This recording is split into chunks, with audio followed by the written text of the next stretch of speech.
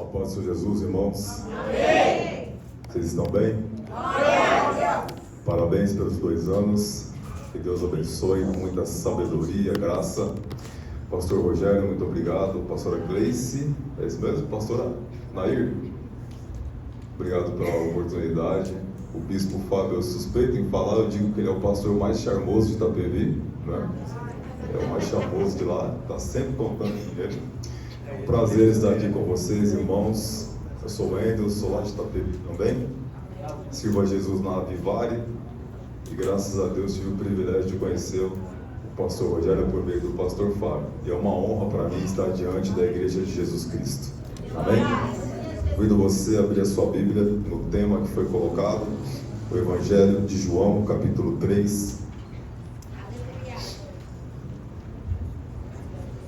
Porém, eu vou ler a partir do versículo 22.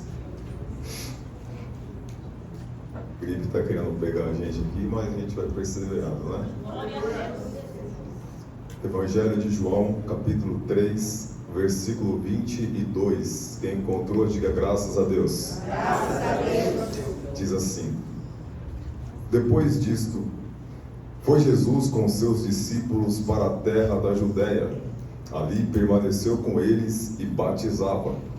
Ora, João estava também batizando em Enom, perto de Salim, porque havia ali muitas águas, e para lá concorria o povo e era batizado.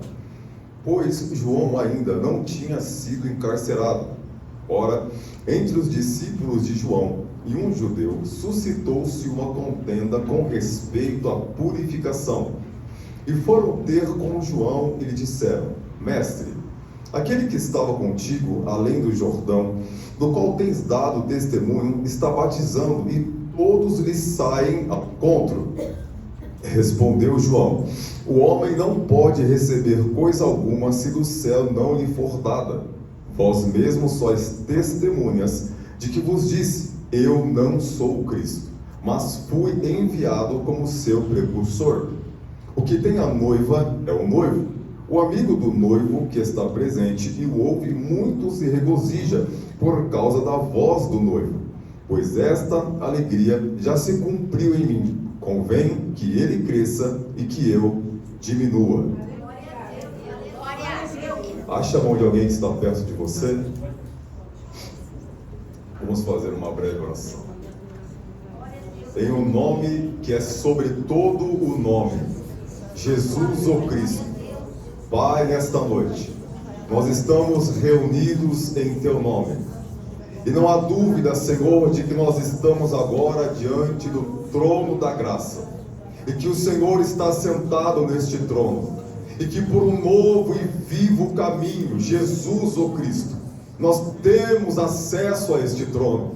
Na convicção de que o Deus Espírito Santo está neste lugar. E intercede por nós até com gemidos inexprimíveis.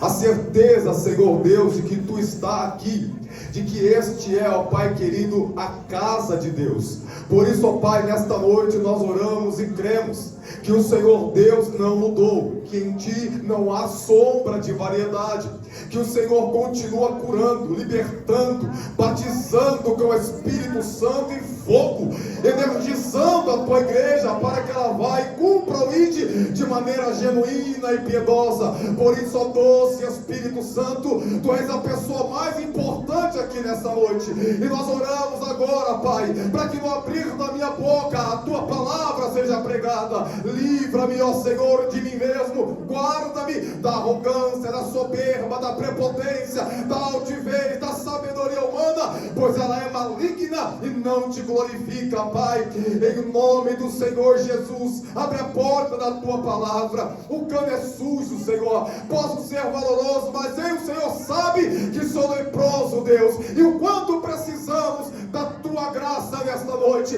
Por isso, ó Deus Espírito Santo, continue convencendo no pecado, da justiça, do juízo, renovando, reavivando, reformando a Tua igreja neste ambiente que ela está inserida, para que esta geografia, Senhor, seja impactada por um avivamento que não vai nascer do esforço humano, mas vai vir da eternidade para nós. Pai, nós oramos nesta noite noite, para que o nosso coração seja queimado pela Tua palavra, e nós saímos aqui, Senhor, para sermos testemunhas do Evangelho. Pai, nós Te buscamos em oração, a Tua igreja ora, a Tua igreja busca, a Tua igreja pede, ela bate na porta do Senhor agora e ora, porque nós cremos que o Senhor nesses 2 anos tem sustentado este lugar pelo poder da Tua palavra, que o Senhor está apenas começando uma boa obra e o Senhor é fiel para cumpri-la até o dia de Cristo Jesus. Pai, nós cremos no avivamento desta região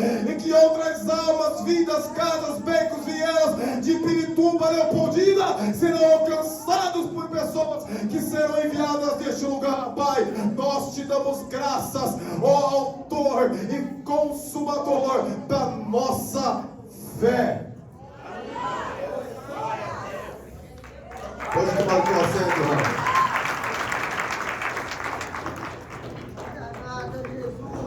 E fique à vontade para dar glória a Deus. Afinal de contas, você está em casa. O tema muito importante para a nossa reflexão, levando em conta a formação que nós temos culturalmente falando, levando em conta as referências que nós temos em boa parte do Evangelho no Brasil, quando nós falamos de uma temática de se esvaziar. É um desafio para o ser humano, porque nós brasileiros somos educados a sempre ganhar. Nós não sabemos festejar o segundo lugar. Nós temos uma grande dificuldade e muitas vezes ceder lugar para o outro no ônibus, por exemplo. A nossa capacidade cultural, influenciada por Maslow, na sua pirâmide, dizendo que o homem deve conquistar, que o homem deve buscar satisfazer-se, as suas realizações, colocando o trabalho, família, lazer, bens e amigos.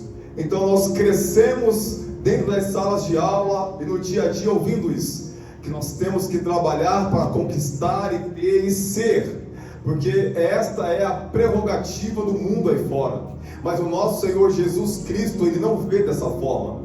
Ele já nos pega no contrapé, quando Ele escreve o Evangelho de Mateus, no capítulo 6, do 33 em diante, onde Ele começa a descrever a cultura do reino. Jesus nos diz: buscai primeiramente o meu reino e a sua justiça, e estas coisas, quais coisas? Tudo aquilo que eu e você crescemos ouvindo que era prioridade a ser buscada, Jesus fala: deixa tudo isso em segundo plano, me busca primeiro, que eu vou acrescentar para você. Então o Evangelho é um convite da contramão. O Evangelho é um convite, aquilo que Paulo, inspirado por Deus, escreve em Filipenses 2. Ele esvaziou-se de si mesmo, é a kenosis. Ele abriu mão da sua glória, mas não da sua divindade, para mostrar para nós que é possível vencer aquilo que Timothy Keller escreve um pequeno livro chamado Ego Transformado. Talvez o maior desafio do Evangelho hoje é lidar com o ego. E o Evangelho de João, esse Evangelho ele é carregado nesse capítulo de um conteúdo riquíssimo. Porque o Evangelho de Mateus, ele traz as suas características do judaísmo, porque Mateus escreve olhando para os judeus. Marcos traz suas características de poder e libertação, porque ele está escrevendo aos romanos. E Lucas traz toda a capacidade filosófica e intelectual, porque está sendo escrito alguém muito intelectual. O Evangelho de João não. O Evangelho de João é escrito para nós, para aqueles que não o clamou, para aqueles que não o viu, para aquele que não chamou por ele, mas ele nos escolheu primeiro, a igreja. É por isso que nós estamos aqui, porque a boa notícia, o Evangelho que está em Ângelos, o Evangelho de João, ele foi escrito para mim e para você aqui hoje, que é o eixo da Bíblia, que é o coração do Evangelho, que está no versículo 16 deste capítulo. Porque Deus amou o mundo de tal maneira que deu o seu único Filho, para todo aquele que nele crê não pereça, mas tenha a vida eterna. Essa é a boa notícia para nós. É a salvação. É ao pecador perdido uma placa de sinalização dizendo: há retorno para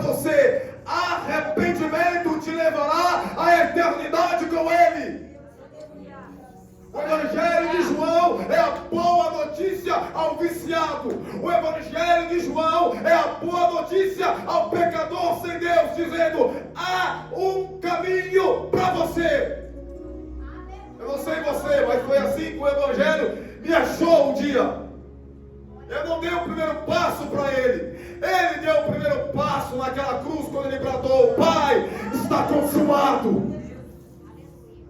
Então, se eu e você está reunido nesta sexta-feira na Garoa de Pedra que está aqui em São Paulo, reunidos até esse horário, é porque eu tenho certeza, eu e você, se o Rosh Hashanah, a trombeta tocando agora, a nossa perspectiva é a eternidade.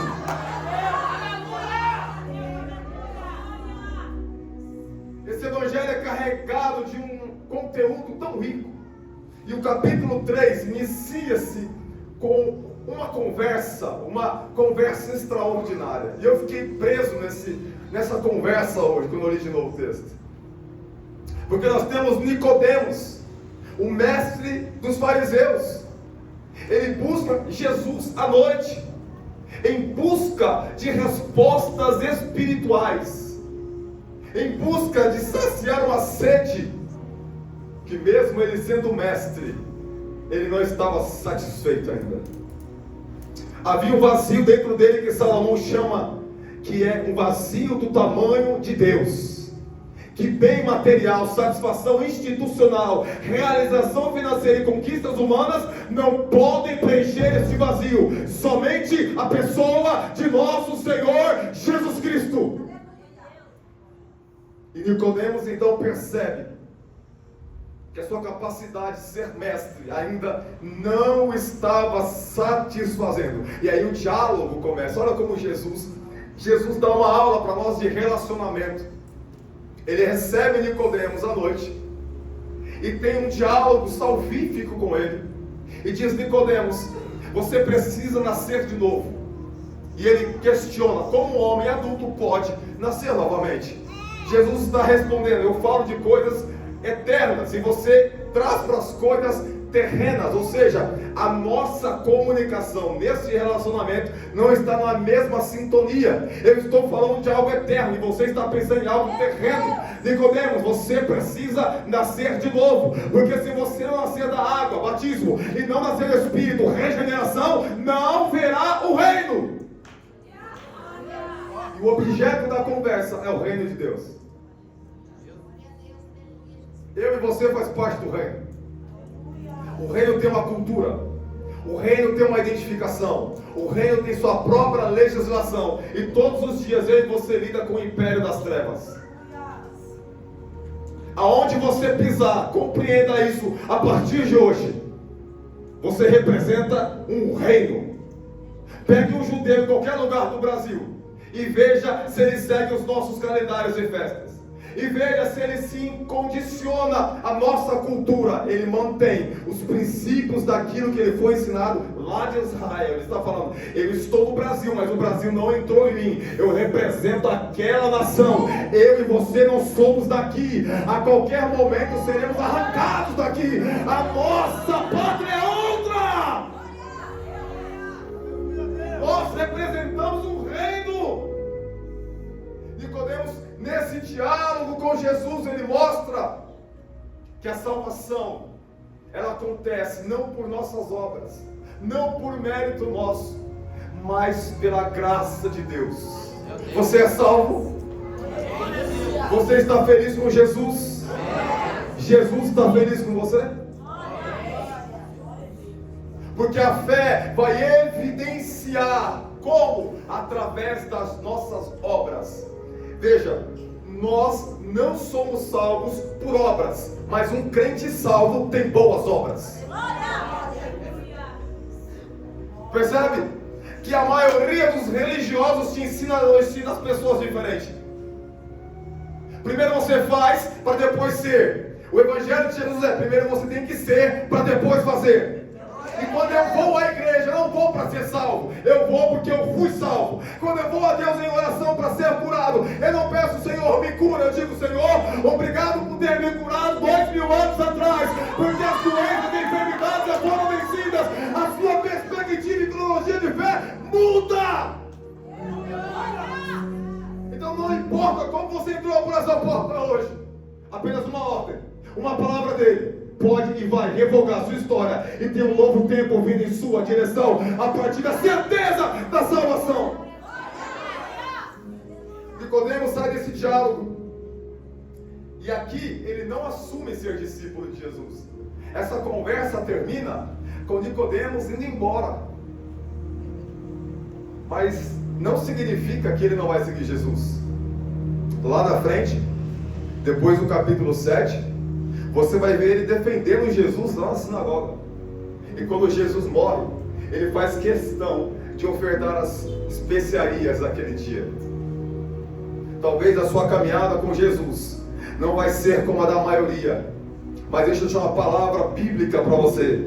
Jesus Cristo não abre mão de você. Você está ouvindo a palavra dele agora. A palavra dele é viva e eficaz. Ela está penetrando a tua alma e o teu espírito. Ela está começando a queimar os teus ossos e os teus rins. E ele tem uma palavra para você. Você pode até pensar que vai fugir de mim. Você é meu.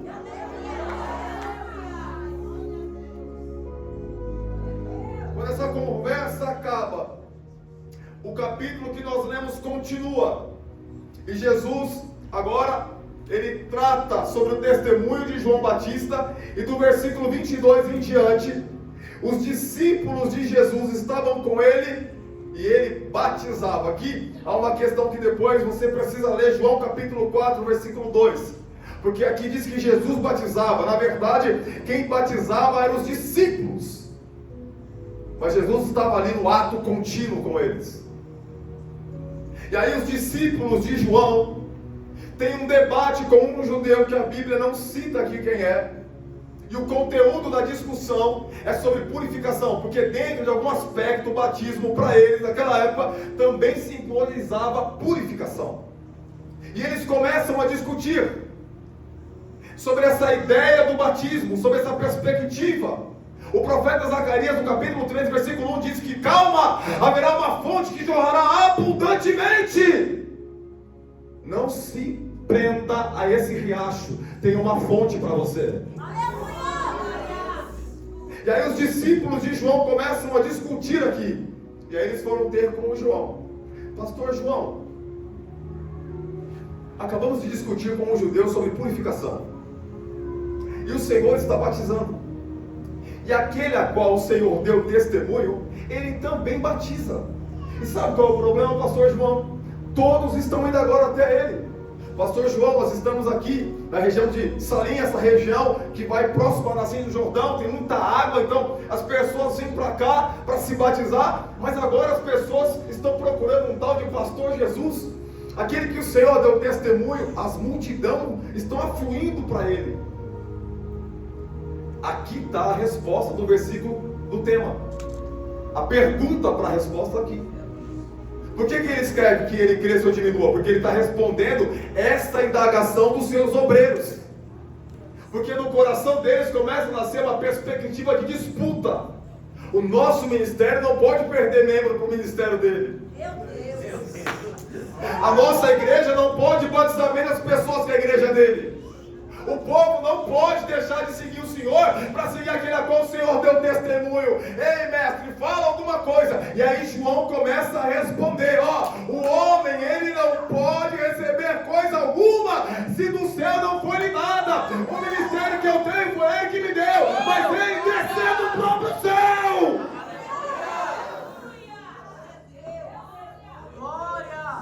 João começa a responder aos seus obreiros, seus liderados, a equipe de louvor, as irmãs da cozinha, falando: calma, a glória é dele, o louvor é dele, a exaltação é dele, o crescimento é para ele, tudo é por ele, são todas as coisas. E aí o pastor João começa a exortar o seu rebanho, dizendo: olha, deixa eu contar a história para vocês. Ele continua respondendo: vocês são testemunhas de que eu não sou Cristo. Vocês não estão felizes com isto?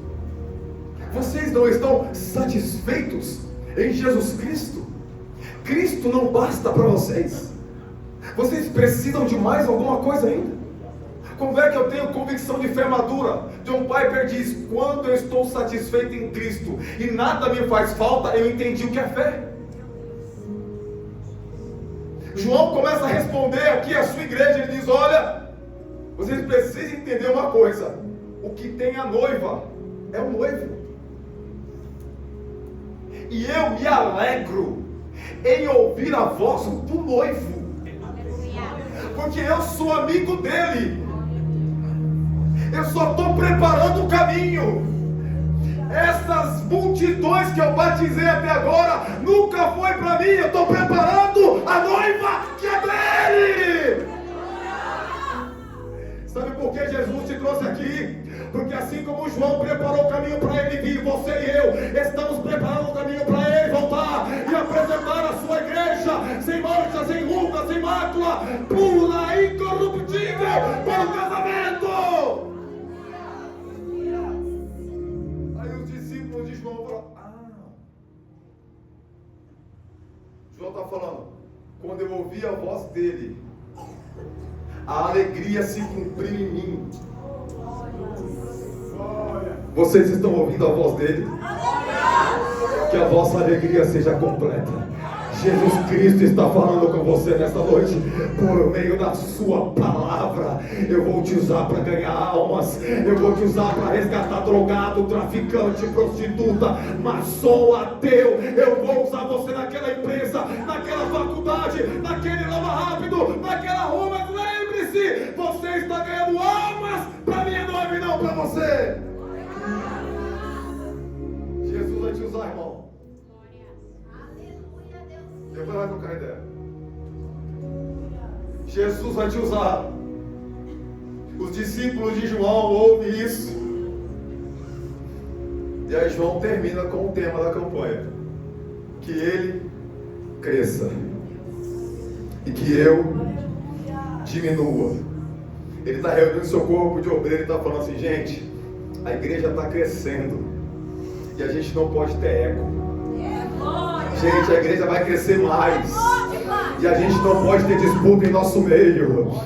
Gente, a igreja está crescendo e vai crescer muito mais, percebe? E a gente não pode ter um coração imaturo e não ensinável. Vamos ser maduros, porque o crescimento vai vir, vai alcançar outros lugares e nações. Irmão, permita-me, eu sou pastor de igreja esse ano, faz 15 anos, e a palavra profética para vocês aqui é: vai crescer mais, vai avançar mais, vai alcançar mais lugares, mas é preciso matar o ego e ter ele transformado pela graça.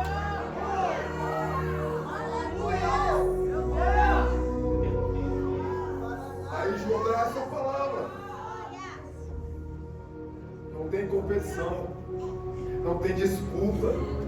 Muitos líderes e igrejas estão caindo na armadilha de quem tem mais seguidores, quem tem mais like, quem batiza mais, quem é mais popular.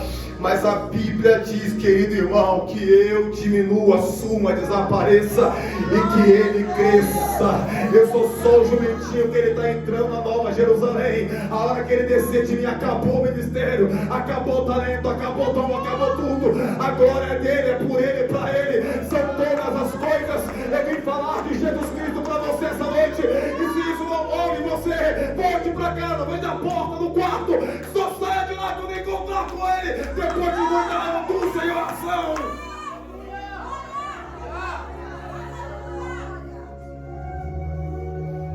João mostra para nós um homem transformado, um homem que diz: eu não sou o Cristo, mas eu estou muito feliz em ser amigo dele. Eu não sou o noivo, mas eu sou aquele que é o amigo do noivo. O pregador inglês Leonard Ravenhill diz: o homem cheio de Deus está vazio de si mesmo.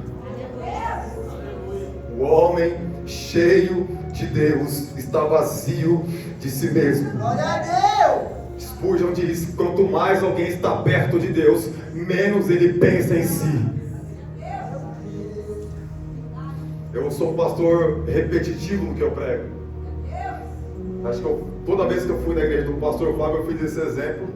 O pastor Rogério estava lá E você é repetitivo para eles, mas eu quero fazer isso com você aqui, posso? Numa aula sobre discipulado com o pastor Paulo Borges, ele fez esse exemplo, créditos dele. Respire o mais fundo que você puder e segure o ar. Se precisar encher a bochecha, faça, até melhor. Segura, não solta o ar, segura, soltou já, varão. Varão, todo magro segura mais tempo, varão, mas esse porte fino, vigia base. Tô brincando, tá? Você viu que na brincadeira alguns já soltaram? Faz de novo. Segura. Olha para 2, 3 que está perto de você, só olha, não fala nada. Deu vontade de rir?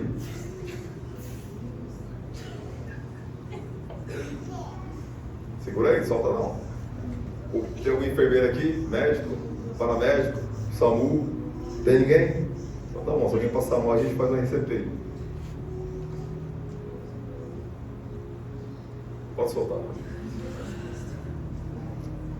Seu pulmão estava cheio de oxigênio? Estava cheio? A sensação é boa de segurar o ar? É bom? Que sensação você sentiu, irmão? Desespero, né? E você, irmão? Desespero? E você, jovem? Desespero, todo mundo desesperado. E você, varão? Só não mudar de lado da plateia. E você, irmão? Além da risada, desconfortável. Desconfortável. E você, varão?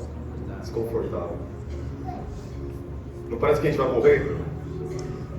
Vai morrer por falta de ar? Sim ou não? Não dá essa impressão? Levanta a mão, sim ou não? Sim. Alguém ia morrer? Se continuasse segurando, morreria por falta de ar, sim ou não? Sim. Não. Seu pulmão está cheio de oxigênio. Você nunca ia morrer por falta de ar. Sabe por que você ia morrer? Porque você está cheio. Meu Deus! Está assim de crente cheio na igreja, morrendo espiritualmente. Cheio de dom, mas não quer servir. Cheio de talento, mas não quer servir. Cheio de dinheiro, mas não quer ofertar. Cheio de recursos, mas não quer abençoar. Cheio de condições, mas não quer fazer parte. Está cheio, está cheio, está cheio. Está morrendo. Nós aprendemos no meio pentecostal, o crente cheio de Espírito Santo. Irmão, o crente cheio de Espírito Santo é assim, ó. Não tem nada dentro dele. Tudo que recebeu de graça dá, meu irmão. Você está cheio da glória a Deus. Você está cheio, aleluia. Quem verdadeiramente cheio é porque está vazio de si, vazio do ego, vazio do eu. Só tem o poder de Deus na vida dele e dela. Mas a gente vai nas igrejas. Pastor? Eu glorifico a Deus por pastores assim, ó, simples, humilde que nem a gente, tomador de café. Tem uns aí que a gente olha, pregou em 3 cidades, tem 4 agendas.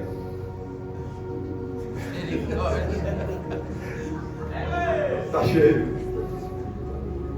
A igreja que Jesus chamou, ela é vazia de si mesmo. De disputas, de prerrogativas, de primeiro lugar. Paulo em Gálatas 6 diz: carregar o fardo dos outros e nisso cumprireis a lei de Cristo.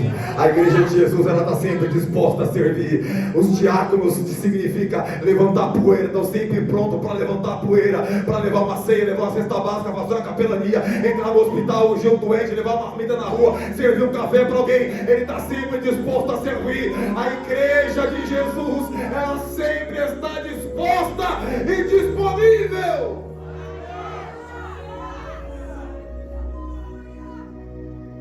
Jesus, ele mostra nesse capítulo, ele questiona no versículo 32, mas ninguém aceita o testemunho. A palavra aqui que ele diz é: confie no testemunho. Espargizo no grego, que significa selar, autenticar, reconhecer a velocidade ou a veracidade de algo. E o texto diz que Jesus recebeu o Espírito sem medida. Eu e você é gotejado. É uma gota por mês, olha lá. Tim, tim. Porque se abrir a torneira da sã doutrina e você não aguenta. É gente sendo arrebatada, vendo o anjo, vendo o inferno, vendo o diabo, vendo não sei o que. Paulo diz: conheço homens do corpo e fora do corpo, não sei, mas foi tomado. Viu coisas inefáveis que não convém dizer, vocês não vão entender mesmo. Eu não vou escrever. Hoje em dia tem um monte de gente vendo tudo, texto. Jesus está falando, eu sou cheio, eu estou pleno, e vocês não creem, fariseus. Toda a plenitude habita em mim. Eu não falo de mim mesmo, eu falo que o Pai mandou. O Pai não fala o que Ele quer, o Pai dá testemunho de mim, eis meu Filho amado. E o Espírito não faz o que quer, o Espírito dá testemunho de mim, é Ele que vem, o Salvador. Jesus está aqui nessa noite para nos lembrar. Quanto mais eu e você diminuir, meu irmão, mais Ele vai aparecer. Quando eu olhei esse texto, o Senhor me corrigiu fortemente, irmãos. Principalmente nos meus relacionamentos familiares. A forma que eu me comporto com os meus familiares. Porque Jesus está mostrando para mim que Ele recebeu um cara de madrugada para dar ensino bíblico. Ele andou quilômetros para ir para um poço encontrar uma mulher cheia de rótulos e acusações e ficou lá e ainda falou para os discípulos: vocês estão muito atrapalhados, vai comprar comida. Me deixa aqui sozinho. Os camaradas com um monte de sacola, vai até Samaria, faz compra, falando como judeu da Galileia, falando a linguagem, a roupa. Eles entram em Samaria, sai de Samaria, volta para o poço e quando chega lá ainda quer corrigir Jesus. A mulher sai correndo, passa pelo meio dos discípulos. Lê o capítulo 4 de João até o final. Ela vai para Samaria. Quando ela chega em Samaria, ela fala: eu encontrei um homem que não é um normal, não é só um profeta. Ah é? O que ele falou para você? Ele disse isso. A cidade vai até o poço e fala: tu és o Messias. No final do capítulo 4 tem um versículo que diz: agora sabemos que tu és o Messias que havia de vir. Samaritano não ia na sinagoga, samaritano não tinha o mestre da Torá, mas tinha uma coisa dentro dele: eu sei que tem um Salvador vindo. Eu sei que tem um Salvador vindo. Pode dar glória a Deus agora, meu irmão. Você não tem hebraico, não tem grego, não tem teologia, não fala inglês, mas dá dentro de você gritando: eu preciso dele, eu preciso ser salvo, eu preciso de Jesus. Aí Jesus olha para os discípulos e fala: vocês são muito ruins de trampo. A mulher sozinha trouxe a cidade nas costas. O máximo que vocês fizeram foi fazer compra e voltar para cá. Meu Deus! Vocês estão muito cheios do judaísmo ainda. Vocês estão muito cheios da fronteira geográfica ainda. Vocês estão muito cheios das prerrogativas da lei que cega. Eu estou ensinando vocês uma obra de evangelismo e libertação de demônio. Vocês precisam se esvaziar daquelas coisas para entender que este é o meu reino. Jesus, ele está dizendo em outras palavras: quantos cegos, cantado foi aqui, quantos doentes, coxos, cegos, enfermos foram até Jesus e Ele recebeu a todos, menos os fariseus. Jesus está mostrando para nós que com Ele na mesa, eu e você sempre é ex alguma coisa, e que Ele não faz acepção de pessoas. Ele está dizendo: não importa se você vai orar de manhã, de tarde, de noite, no banheiro, no carro ou perto de uma depressão, eu estou te dizendo, eu vou te ouvir. Não importa se você é branco, negro, pobre ou rico, eu vou te ouvir. Não importa se eu moro na família amador bueno, eu vou te ouvir. Eu não faço acepção. Se você vir a mim de maneira alguma, eu vou te lançar fora. Este capítulo 3 traz aqui um panorama do Antigo Testamento. Ele cita aqui a história de Moisés, quando Moisés levanta a serpente de bronze e todos que iam até ela eram curados. Em João, no capítulo 12 desse livro, escreve: eu não sei o que havia nele, mas quando ele for levantado do madeiro, ele vai atrair todos a ele. Moisés, eu estou doente, olha para a serpente de bronze. Moisés, eu estou mal, olha para a serpente de bronze. Hoje é eu e você, eu estou doente. A nossa doença tem nome: pecado. É só olhar para a cruz de Cristo, é confessar Ele como Senhor e Salvador, e ver o texto de Isaías se cumprindo. Certamente Ele levou sobre si as nossas dores e enfermidades, e o castigo que nos traz a paz estava sobre Ele. Hoje não é uma serpente de bronze, é o Calvário vazio, o túmulo vazio e o trono cheio de glória.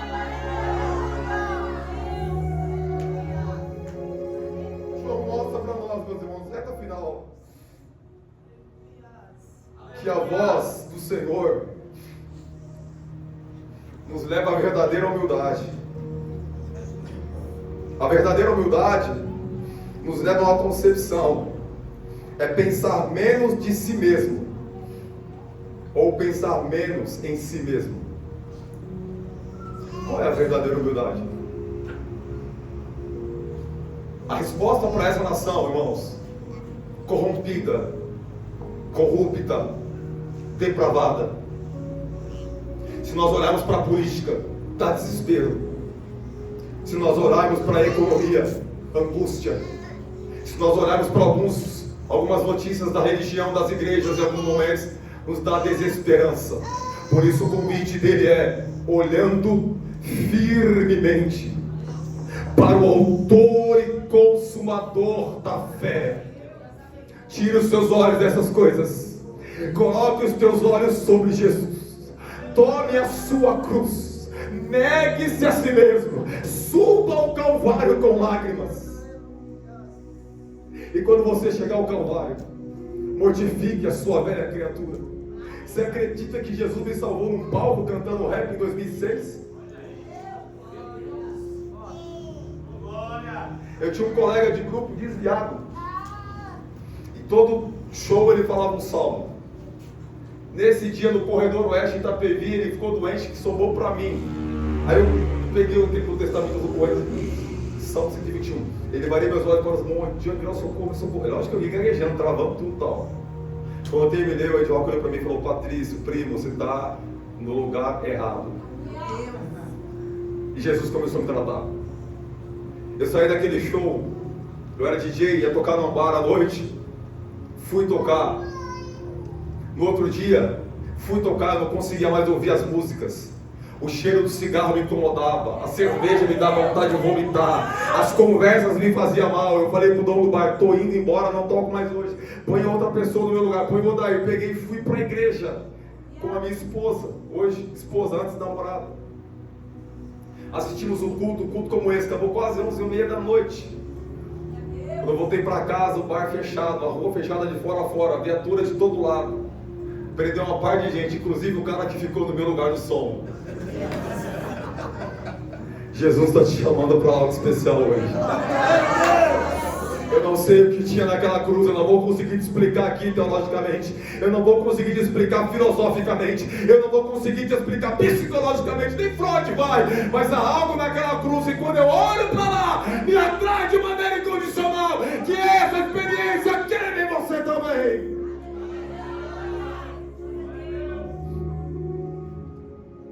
Cristo usou aqui a palavra testemunho no mínimo 3 vezes.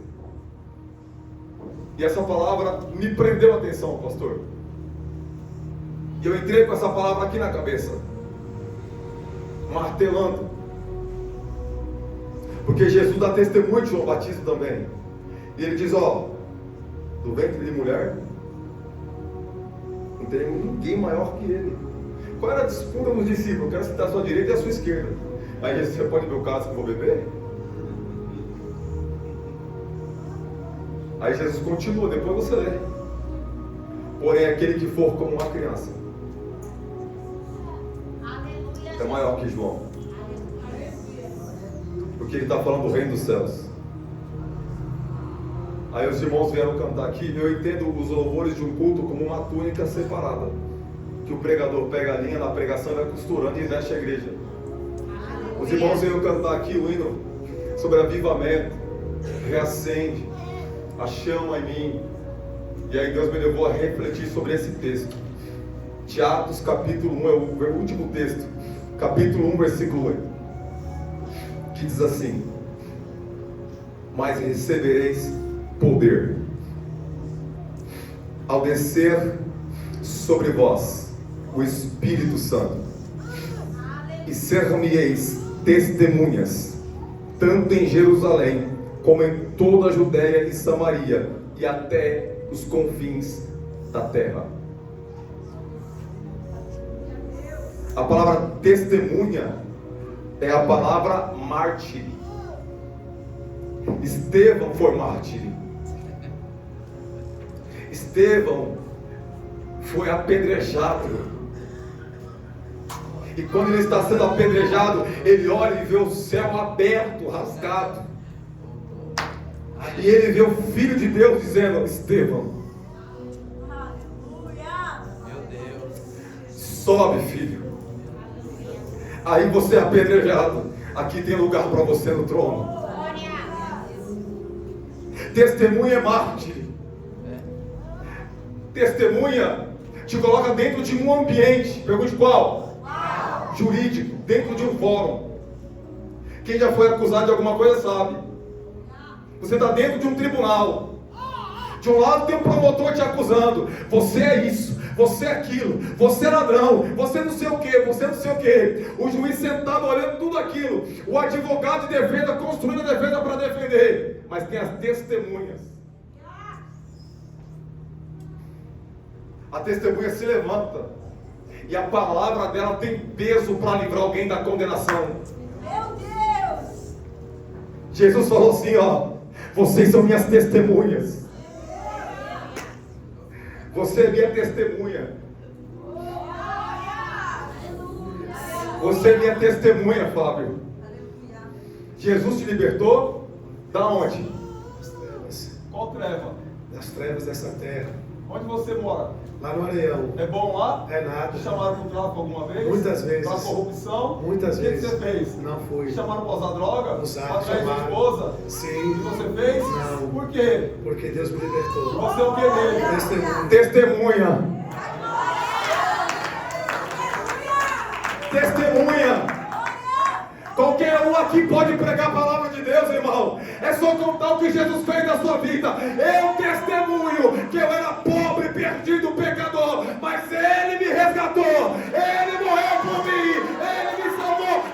Então prova, eu provo. Olha a foto desse neguinho magrelo usando droga aqui há 10 anos atrás, mas Ele me libertou. Eu sou testemunha viva do poder de Deus na minha vida. Você acredita, irmão? Diga, eu sou testemunha. Então você está dentro de um tribunal. O diabo está te acusando. Oh, glória a Deus. Mas tem um advogado fiel ao teu lado. Em Apocalipse 12:10 diz que o acusador dos irmãos é expulso. E quando ele é expulso, o poder de Deus vem. O reino de Deus vem. A autoridade de Cristo vem. Salvação vem. Então nesse momento o diabo está acusando eu e você. Mas Jesus no trono é o nosso advogado. Ele se levanta e olha e diz: eu não vou dizer mais nada. Eu quero só mostrar uma marca para você, diabo. Olha aqui. Eu paguei a dívida. Eu paguei a dívida. Eu paguei a dívida. Eu paguei a dívida dele. Olha pro seu pulso aí. Tem um furinho, olha aí, varão. Não é para ser algemado, não. O seu pulso é para te lembrar que Jesus morreu na cruz para te salvar. Pergunta para o médico o significado disso no corpo humano e você vai entender a obra salvífica do Calvário e o poder dele para te colocar aqui hoje e dar a oportunidade de salvação. Mas existe um segredo aqui. Ele diz: eu vos darei poder. E aqui eu creio que eu estou numa igreja bíblica, uma igreja que tem as características de Atos 2, que passou por casas, garagens, salas, cozinhas. Sim ou não, pastor? Lágrimas, choro, partir do pão, comunhão, trabalho, fadiga. Sim ou não, meu irmão? Então eu estou numa igreja bíblica. E o texto de Atos 1:8 é: eu vos dou poder. E este poder que eu estou dando para vocês não é apenas para se alegrar no meu culto, orar em línguas, pular no poder. Também sou pentecostal, irmão, também gosto de ver o graveta acendendo no monte. Mas lembre-se que eu estou dando poder para vocês, para ser minhas testemunhas aqui na Judeia, Samaria e até os confins da terra. Eu creio que lá, Pai Amador Bueno, se enquadra dentro de confim da terra. O que isso significa?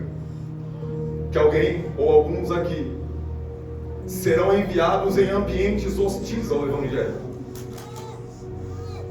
Você vai entrar em lugares onde a palavra de Deus não é aceita. Você vai entrar em lugares como eu já entro e entro diariamente, onde às vezes entrar com a Bíblia é proibido.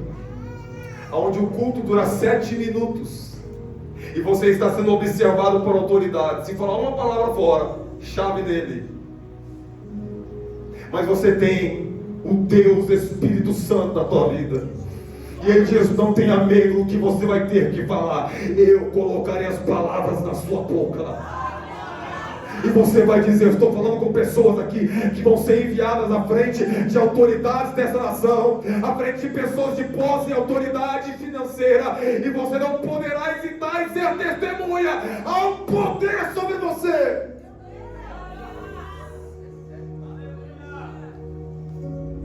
E quando você chegar lá, abra a sua boca. Mas o que eu vou falar, irmão? Conta seu testemunho. Da onde ele te tirou, o que ele fez, aonde você está e para onde ele vai te levar. Você vai calar qualquer sábio e ateu cético da terra, porque a ciência dele não vai conseguir provar como um ex-drogado, um ex-ladrão, um ex-alcoólatra que nem o meu pai, 60 anos bebendo, gadareno do bairro. Eu pregando em culto como esses na rua, no bairro, e ele entrava pela porta da igreja gritando: meu filho é o pastor, eu quero falar, com a camisa do Corinthians, boné do Corinthians, daquele jeito, e os obreiros não sabiam o que fazer. E eu orava e falava: Senhor, eu tenho casa de recuperação, um monte de gente liberta, meu pai não. Eu prego há 10 anos, 15 anos em casa de recuperação, e nada acontece com meu pai, ele só piora. E os vizinhos paravam a minha esposa na rua e diziam assim: fala com o Engel, levou o pai dele para a igreja, que o pai dele está bebendo muito. A minha esposa: nossa, sério? Mas nunca pensou em convidar ele para ir para a igreja? A gente nunca pensou nessa hipótese.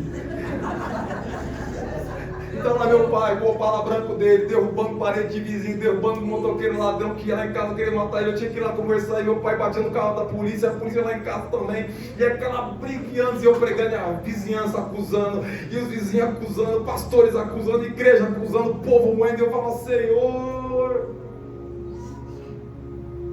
não aguento mais. Orei e jejuei 10 anos pelo meu pai, eu e irmão Dallas. Eu orava pela família dele, jejuava um dia, e no outro era ele, eu e ele, intercalando. Chegou um dia que eu falei: Senhor, não é que eu não quero mais orar, não tenho mais força, eu não tenho mais sal no corpo, de tanto que eu choro pelo meu pai. A igreja que a gente está hoje é nova também. Saímos de uma realidade assembleiana, com templos, casa de recuperação, rádio.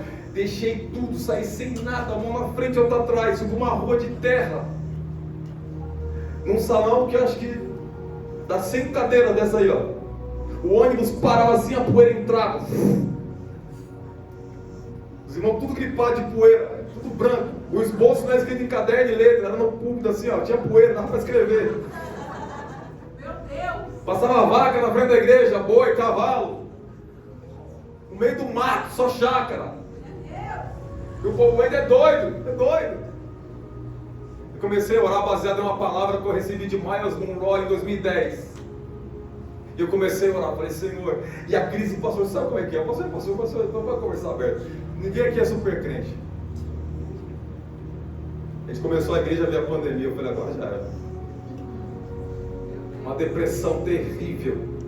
Fui pro culto, falei para minha esposa: é o seguinte, ela vai parar de pastorear, já faz 12 anos que a gente está nisso. Já abri um monte de carreira, concurso, já abri um monte de empresa, um monte de coisa. Parei, eu vou congregar em tal igreja e a gente vai embora para Ribeirão. Eu vou cuidar de uns postos de gasolina do amigo meu, tá bom demais. Do meu dízimo, vou para a escola bíblica e já era. Hoje eu vou entregar a igreja. Fui decidido, eu e minha esposa. Faz tempo não. Cheguei no culto da igreja assim, ó. Eu falei pro pastor que estava lá comigo: pastor, prega aí. Ele: não estou bem, estou mal. Eu falei: ô pastor, prega aí. Eu falei: rapaz, estou com uma dor de cabeça. Aí eu falei: Patrick, ele conhece o Patrick, prega aí. Ele falou: ô macho, eu não estou bem, eu não estou no ouro não. Eu falei: misericórdia, agora. Aí eu falei: então tá bom, eu prego e já informo a igreja que eu estou indo embora. Abri a Bíblia em Filipenses 1, versículo 6. O Deus que começou a boa obra em vós é fiel para cumprir até o dia de Cristo. Quando eu abri o meu olho, o meu pai estava de pé na minha frente. São, barba feita, cabelo voltado. Eu aceito Jesus.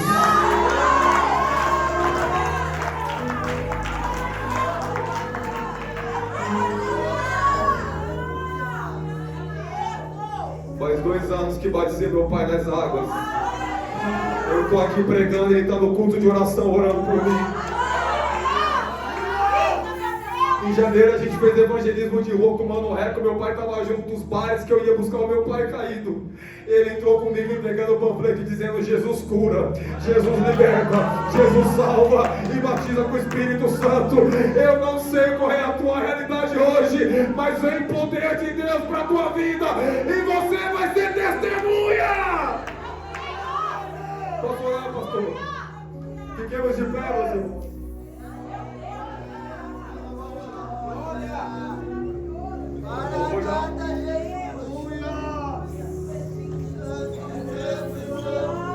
Você tem ideia?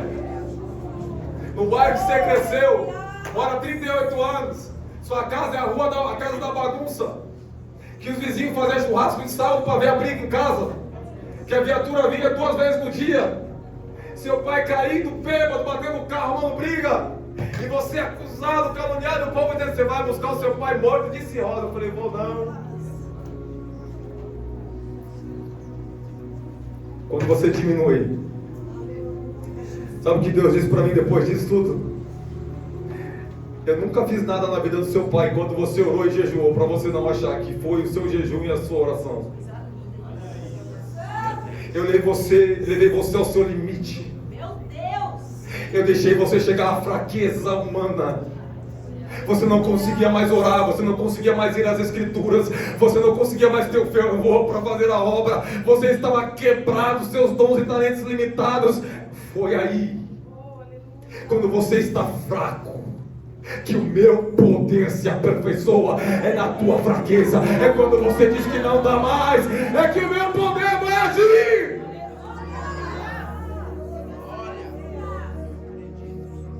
Deus vai fazer algo extraordinário na vida de alguém aqui.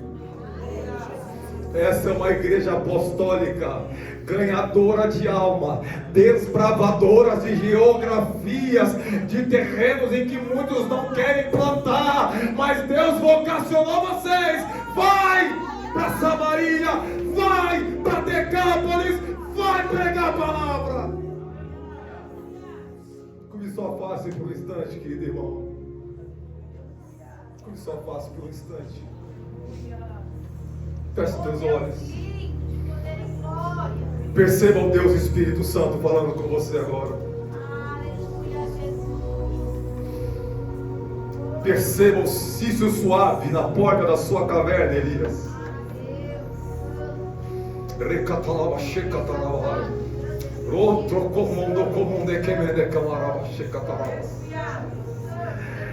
Espírito Santo, és bem-vindo aqui. Continue inundando e enchendo